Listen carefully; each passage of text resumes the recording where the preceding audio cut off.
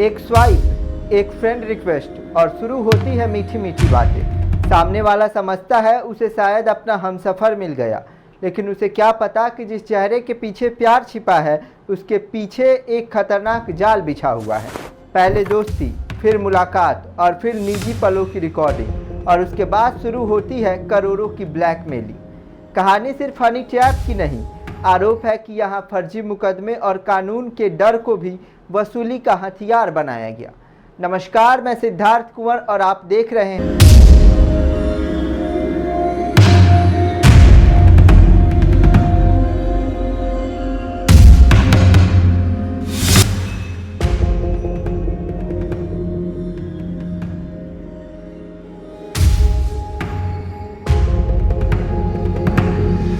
आज की कहानी है प्रयागराज की पल्लवी सिंह राजपूत की, एक ऐसी महिला की जिस पर आरोप है कि उसने डिजिटल दुनिया को बनाया अपना जाल और लोगों के भरोसे को बना लिया करोड़ों का कथित वसूली का हथियार। तो आखिर कौन है पल्लवी, कैसे दिखाया जाता है प्यार का ये जाल और कैसे पहुंची ये कहानी करोड़ों की कथित रंगदारी तक।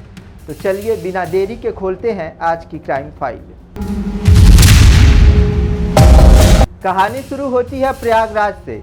आरोप है कि पल्लवी सिंह राजपूत ने डेटिंग ऐप्स और सोशल मीडिया प्लेटफॉर्म पे अलग अलग नामों से प्रोफाइल बनानी शुरू की। कहीं वह स्वीटी तिवारी के नाम से नजर आती तो कहीं किसी दूसरे नाम से। उसकी कथित रणनीति बेहद साधारण दिखाई देती थी, पहले बातचीत, फिर दोस्ती और उसके बाद भरोसा। आरोप है कि वह खास तौर पर ऐसे पुरुषों को निशाना बनाती थी जो आर्थिक रूप से सक्षम हो और अपनी सामाजिक प्रतिष्ठा को लेकर ज़्यादा संवेदनशील हो। पहले चैटिंग होती, फिर वीडियो कॉल और धीरे धीरे मुलाकात। सामने वाले को लगता कि वह एक भरोसेमंद व्यक्ति से बात कर रहा है, लेकिन आरोप है कि इसी दौरान पल्लवी कथित तौर पर उस निजी पलों को रिकॉर्ड कर लेती और फिर शुरू होता था कहानी का दूसरा अध्याय। एक दिन अचानक सामने वाले के फ़ोन पर उसका निजी वीडियो या तस्वीर पहुँच और उसके साथ आती कथित धमकी, पैसे दो वरना वायरल कर दिया जाएगा। परिवार, दोस्तों और सोशल मीडिया पर वीडियो पहुंचाने की धमकी। जिस व्यक्ति ने कुछ दिन पहले से रिश्ते को भरोसे की शुरुआत समझा था, वही अब बदनामी के डर से परेशान हो जाता। आरोप है कि पीड़ितों ने अपनी इज्जत और परिवार की प्रतिष्ठा बचाने के लिए पैसे देने शुरू कर दिए, लेकिन पल्लवी पर आरोप है कि यह सिलसिला धीरे धीरे अकेले की ब्लैकमेलिंग से आगे बढ़ गया। आरोपों के मुताबिक पल्लवी ने इस कथित काम के लिए एक संगठित नेटवर्क का रूप दे दिया। इस नेटवर्क में उसके पति मोहम्मद आलम के भाई नूर आलम समेत अन्य लोग के नाम सामने आए। दावा है कि गिरोह में हर व्यक्ति की अलग भूमिका थी। कोई सोशल मीडिया और डेटिंग ऐप्स पर संभावित शिकार तलाशता, कोई कथित तौर पर फोटो और वीडियो संभालता और कोई धमकी देकर पैसे वसूलने का काम करता। यानी एक ऐसा कथित नेटवर्क जिसमें पहले भरोसा जीता जाता था और फिर उसी भरोसे को हथियार बनाकर वसूली की जाती थी। दावा किया गया कि इस तरीके से अलग अलग लोगों से करीब 6 करोड़ रुपए तक की कथित उगाही हुई। लेकिन इस कहानी में एक और गंभीर मोड़ लिया। आरोप है कि जब कुछ लोग पैसे देने से इनकार करते या पुलिस के पास जाने की बात करते तो उनके खिलाफ गंभीर शिकायतों का सहारा लिया जाता।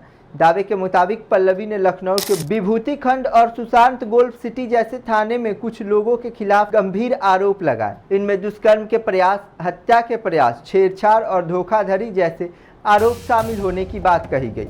आरोप है कि कुछ मामलों में लोगों को जेल तक जाना पड़ा। अगर ये आरोप जांच में सही साबित होते हैं तो मामला सिर्फ ब्लैकमेलिंग तक सीमित नहीं रह जाता, बल्कि कानूनी प्रक्रिया के कथित दुरुपयोग पर भी गंभीर सवाल खड़ा करता है। इसी बीच पल्लवी की निजी जिंदगी में भी विवाद बढ़ने लगे।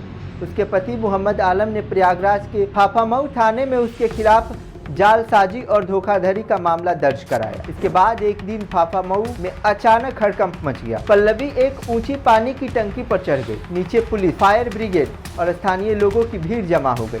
वह कथित तौर पर मुकदमा वापस लेने की मांग कर रही थी। ऐसा नहीं होने पर टंकी से कूदने की धमकी दे रही थी। घंटों तक पुलिस और प्रशासन उसे समझाने में जुटे रहे। इस घटना ने मामले को सुर्खियों में ला दिया और इसके बाद पुलिस की नजर पल्लवी की कथित आपराधिक पृष्ठभूमि पर और गहराई से गई। दावा किया गया कि उस समय उसके खिलाफ कई मुकदमे दर्ज थे और वह 14 मामलों में वांछित चल रही थी। मामला मीडिया में आने के बाद सोशल मीडिया पर कुछ तस्वीरें भी वायरल हुई। एक तस्वीर में बिस्तर पर 500-500 रुपए के नोटों की गड्डी दिखाई दी। दूसरी तस्वीर में एक महिला को हथियार के साथ दिखाया गया। हालांकि इन तस्वीरों की सत्यता, तारीख और संदर्भ स्वतंत्र पुष्टि जांच का विषय रही।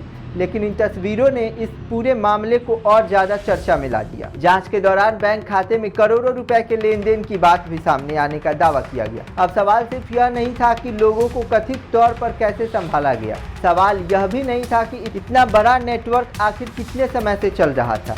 मामले में नया मोड़ तब आया जब इलाहाबाद हाई कोर्ट के एक अधिवक्ता ने कथित हनी ट्रैप नेटवर्क के खिलाफ आवाज उठाई। अधिवक्ता ने पीड़ितों से जुड़े साक्ष्य जुटाने का दावा करते हुए पल्लवी सिंह राजपूत और उसके कथित सहयोगी के खिलाफ शिकायत तैयार की। यह शिकायत उत्तर प्रदेश के मुख्यमंत्री कार्यालय तक भी पहुंचाई गई। शिकायत में आरोप लगाया गया कि यह सिर्फ व्यक्तिगत धोखाधड़ी का मामला नहीं बल्कि सोशल मीडिया और डेटिंग ऐप्स के जरिए चलाया जा रहा एक संगठित कथित रंगदारी सिंडिकेट है। इसके बाद प्रयागराज और लखनऊ पुलिस की टीमों द्वारा पल्लवी, नूर आलम और कथित सहयोगियों की तलाश में दबिश दिए जाने की बात सामने आई। पल्लवी सिंह राजपूत पर लगे आरोपों की सच्चाई का अंतिम फैसला जांच और अदालत की प्रक्रिया से ही होगा। लेकिन यह कहानी डिजिटल दुनिया के सामने एक बड़ा सवाल जरूर खड़ा करती है। क्या आज फर्जी प्रोफाइल बनाना कितना आसान है? किसी अनजान व्यक्ति का भरोसा जीतना कितना आसान है? और उस भरोसे का गलत इस्तेमाल करके किसी की जिंदगी को मुसीबत में डालना कितना आसान है? लेकिन असली सवाल अब आपसे है। अगर कोई व्यक्ति सोशल मीडिया पर प्यार और भरोसे का चेहरा बनकर आपके करीब आए तो क्या आप सिर्फ उसकी बातों पर भरोसा करेंगे? और अगर निजी तस्वीर या वीडियो के नाम पर आपको धमकाया जाए तो क्या बदनामी के डर से आप चुप रहेंगे? मिलते हैं एक ऐसी ही कहानी के साथ अगले एपिसोड में। तब तक के लिए सावधान रहें, सतर्क रहें, सुरक्षित रहें और देखते रहिए पब्लिक एशिया न्यूज।